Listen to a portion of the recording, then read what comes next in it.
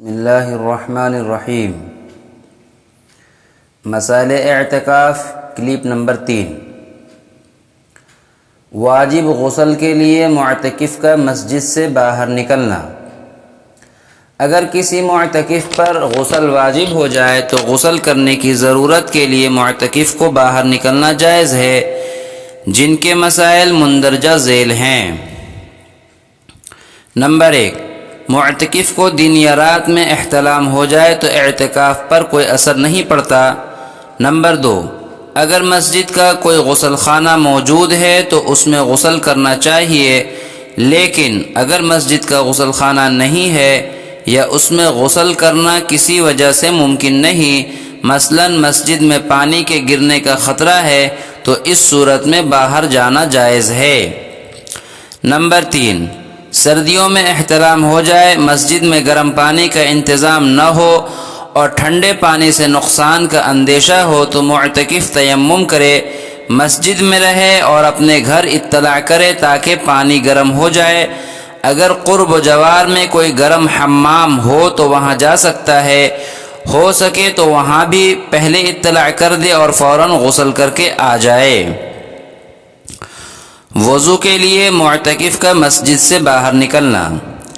وضو کی ضرورت کے لیے معتکف باہر نکل سکتا ہے، جس کے چند مسائل یہ ہیں۔ نمبر 1، اگر مسجد میں وضو کرنے کی ایسی جگہ موجود ہے کہ معتکف تو مسجد میں رہے اور وضو کا پانی مسجد سے باہر گرے تو مسجد سے باہر نکلنا جائز نہیں، اور اگر ایسی جگہ موجود نہیں ہے تب وضو کے لیے کسی قریبی جگہ جانا جائز ہے۔ نمبر 2، نماز فرض، سنت، نفل، سجدہ تلاوت اور قرآن کریم کو چھونے کے لیے وضو کی غرض سے باہر جا سکتا ہے، کیونکہ ان سب چیزوں کے لیے وضو ضروری ہے۔ البتہ صرف تسبیح و ذکر، درود شریف وغیرہ پڑھنے کی غرض سے وضو کرنے کے لیے مسجد سے باہر جانا جائز نہیں، کیونکہ ان چیزوں کے لیے وضو ضروری نہیں۔ نمبر 3، اگر پہلے سے وضو ہے تو تازہ وضو کرنے کے لیے مسجد سے باہر جانا جائز نہیں۔ کھانے پینے کی ضروری اشیاء باہر سے لانے کے لیے معتکف کا مسجد سے باہر نکلنا۔ نمبر 1، کھانا پانی لانے کے لیے کوئی میسر نہ ہو تو اس غرض سے باہر جانا جائز ہے۔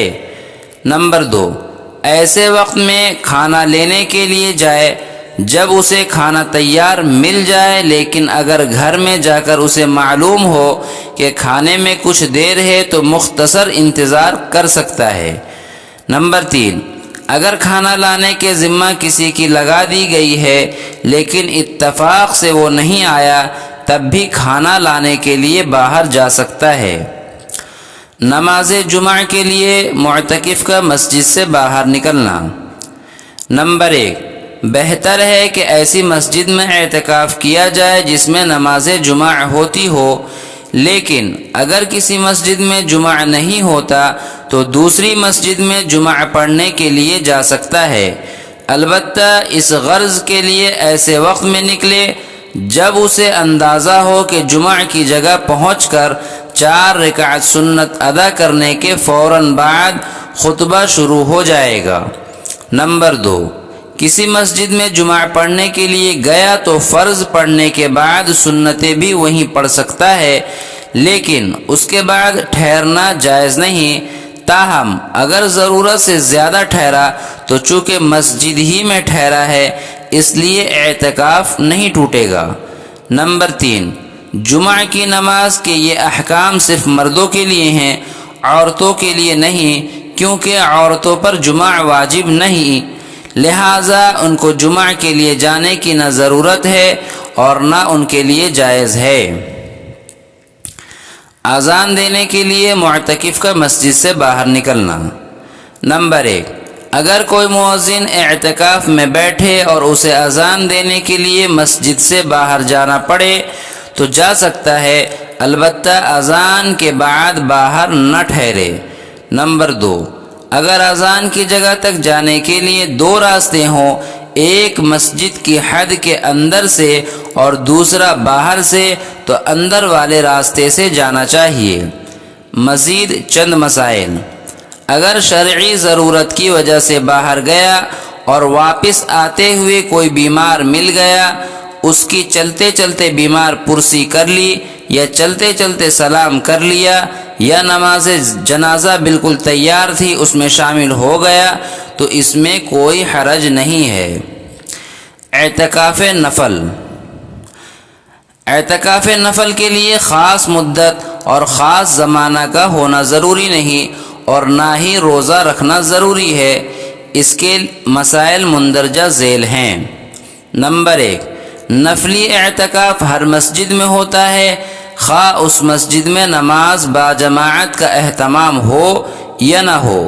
نمبر 2، اعتکاف کی نیت سے مسجد میں داخل ہوا یا نماز پڑھنے کے لیے یا کسی اور ضرورت کے لیے اور نیت کر لی تو ان سب صورتوں میں اعتکاف کا ثواب ہوگا۔